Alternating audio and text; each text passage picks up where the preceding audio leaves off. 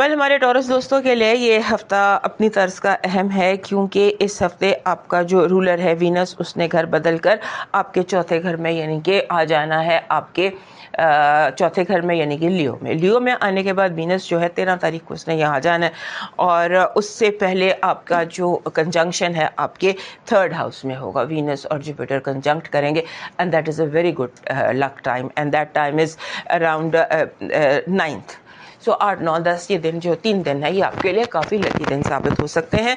और उसके बाद आगे भी आपकी जो लक है, लव लक, ये चलती रहेगी। और आपका जो इस ये हफ्ता है ये बाकी लोगों के निस्बत ज़्यादा बेहतर है, मनी के हवाले से, गुड लक के हवाले से, पार्टनरशिप के हवाले से और घरेलू मसले मसाइल के हवाले से।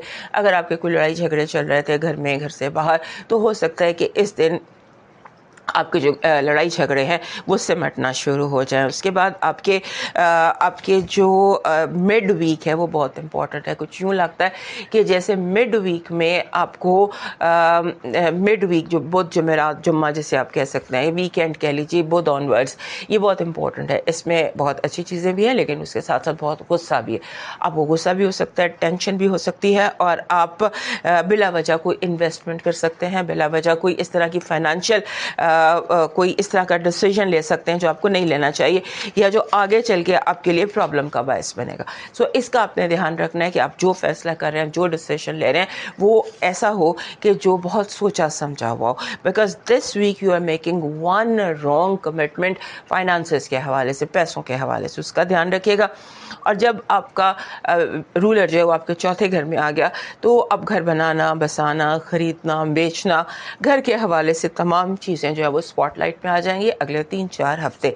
ये जो आपकी स्पॉटलाइट है वो आपके घर पर रहेगी, और घर को ठीक करना, घर के मामलात, उन पर रहने वाली है।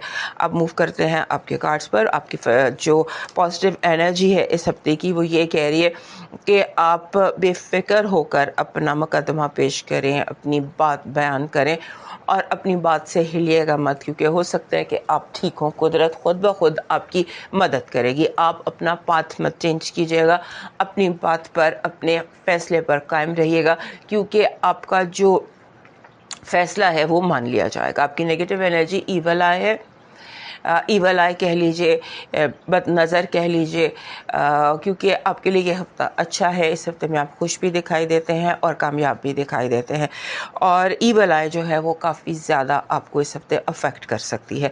आपकी लव लक बहुत अच्छी है, लव वाइब बहुत अच्छी है, and you can get what you want अपनी लव लाइफ में।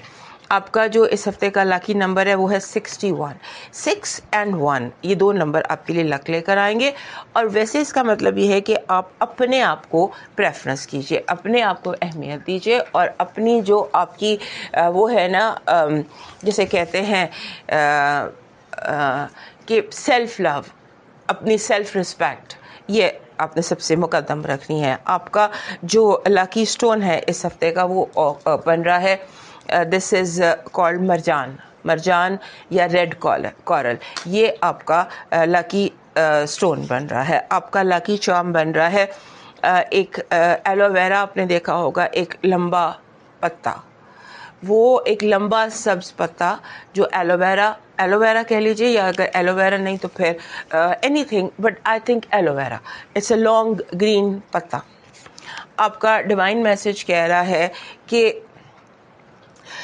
अपने रब से मांगो, अपने रब से पूरे यकीन से मांगो, पूरे तवक्कल से मांगो, जो चाहिए वो अपने रब से मांगो, और देखना फिर क्या होता है। फिर ये होगा कि आपका रब उन्हीं को आपका वसीला बना देगा जो आपके काम में रुकावट डाल रहे हैं। आपके दुश्मन ही आपको कामयाबी तक पहुंचा देंगे।